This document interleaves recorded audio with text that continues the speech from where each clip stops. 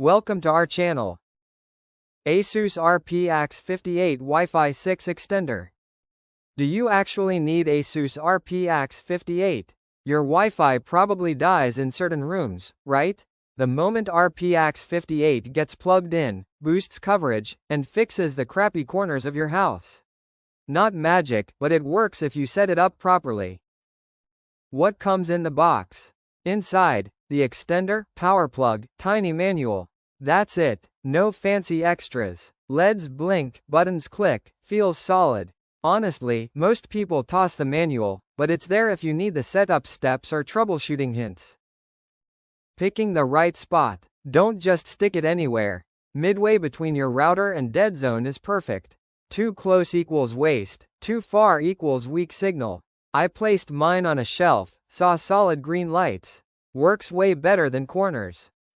Quick WPS setup. Press WPS on your router, press WPS on the extender, wait. Boom, connected. No apps, no logins, no typing passwords. Sometimes fails, reset and try again. Usually works first shot. This is fastest for lazy people like me.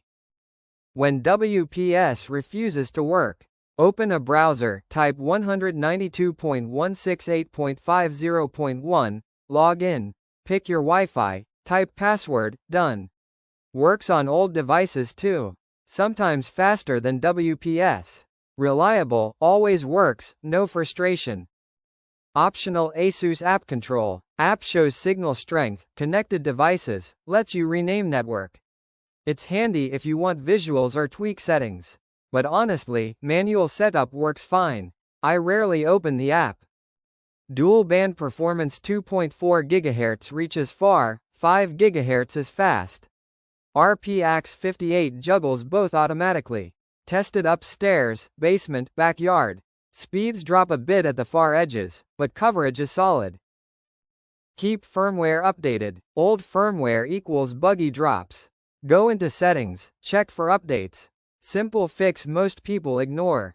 If Wi-Fi acts weird, update first.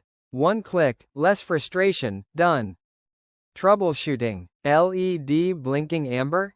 If the range drops, unplug, restart router and extender, move it slightly closer. Reset if nothing else works. Usually a 5-minute fix. Is the RP-AX58 worth buying?